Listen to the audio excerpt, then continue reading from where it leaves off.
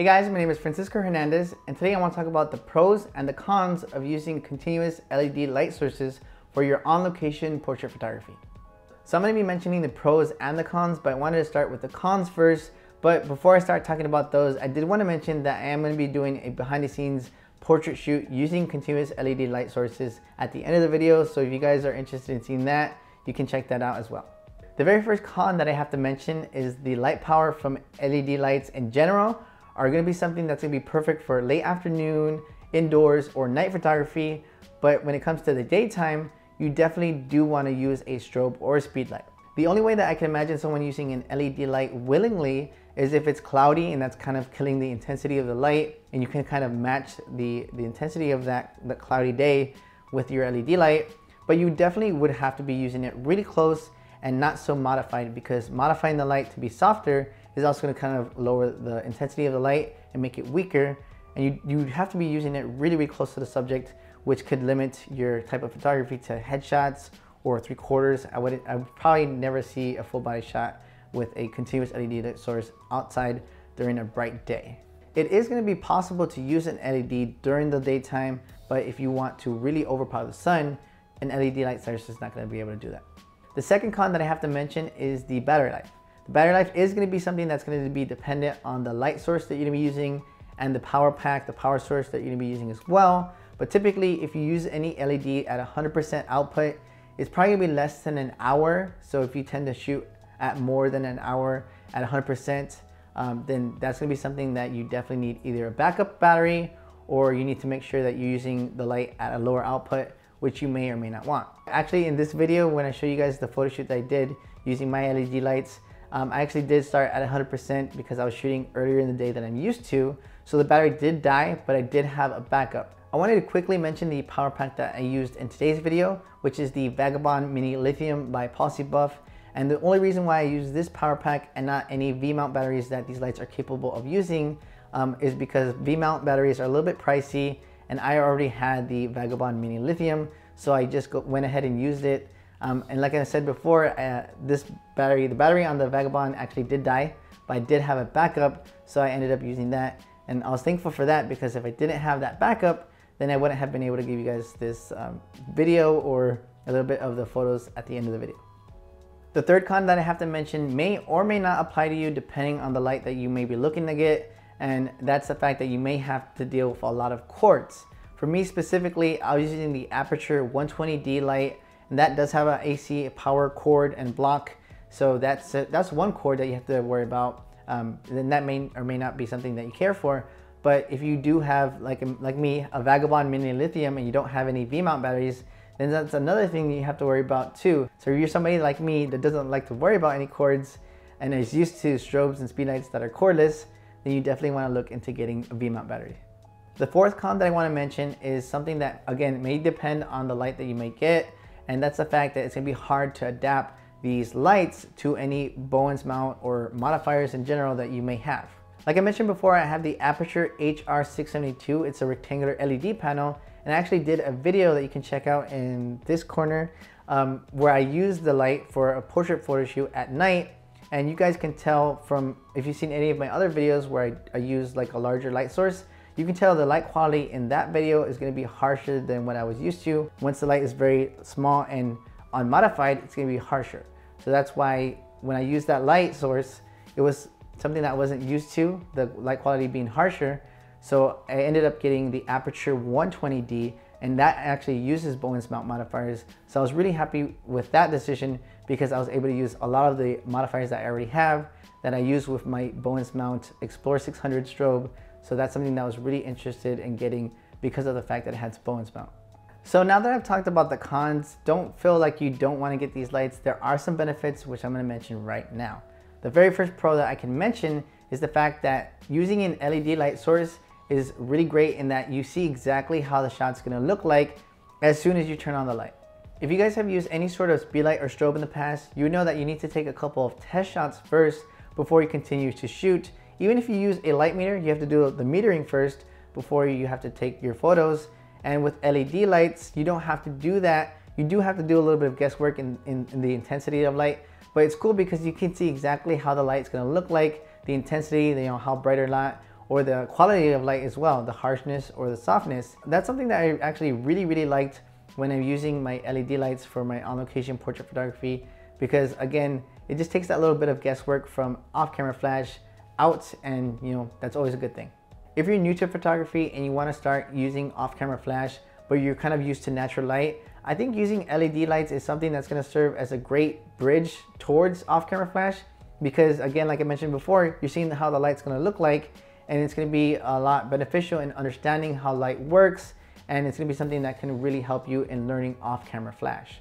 The second pro that I can mention is the fact that by using an LED light for your portrait photography, you get a lot more of the color in the eye, the iris, in your subject's eyes. Previously, when I was using a SPEEDLITE for my on-location portrait photography, I did notice that when I would take photos and I would get back to retouching them, that I did notice that a lot of the black part of the eye, the pupil, was really big. And of course that makes sense because I was shooting at night, and in order to see in the night, your eyes need to dilate a bit. So because they dilated so much, you'd get a lot less color in the eye. And that's something that I was definitely not used to, because I typically shoot in the daytime with my strobes, and I was used to seeing a lot more of the color. The third pro that I wanted to mention is something that may or may not apply to you depending on the light that you have or looking at, and that's the fact that it can change from tungsten to daylight. The Aputure HR672 that I mentioned that I have, I'm actually using that as a rim light. It actually does have that ability. It's a bicolor light. So in the portrait shoot I'm gonna show you in a bit, I actually did use it sometimes in tungsten and sometimes in daylight. So that was really cool, and the flexibility that I was able to get, I didn't have to worry about gels or anything. The very last pro that I want to mention is that if you get an LED light for portrait photography, you can use the very same lights for any sort of video or cinematography that you plan to do either now or in the future. I actually have a friend by the name of Jason Vong. He's a YouTuber as well. He uses his LED lights for his intros as well as for his wedding film cinematography. So if you want to use your lights for portrait photography, just keep in mind that if you get LEDs, you can use them for video work as well. Alright, so that's it for my pros and cons. I did want to leave this video off with a behind the scenes look into a portrait shoot that I did using my LED lights, the Aputure 120D and the Aputure HR672. You guys can enjoy that. I hope you guys enjoy the photos and the video. And if you guys are new here, feel free to subscribe, like, comment, share, all that good stuff. And I'll see you guys in the next video.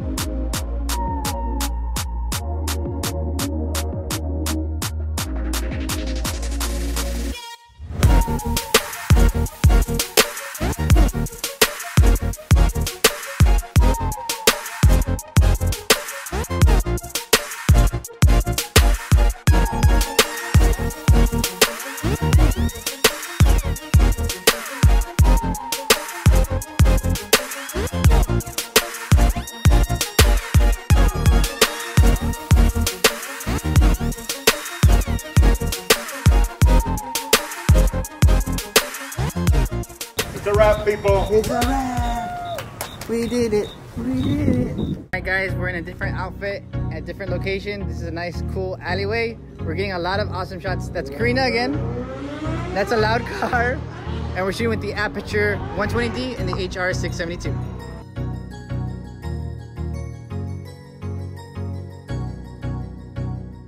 Hey guys, my nephew came while I was recording. He wanted to be in the video, so I'm doing that. I'll make the penguin. He's doing whatever. But yeah, he's gotten older since the last time he was in a video of mine. And yeah, see you guys later. I got Mr. Polar Bear. Bye.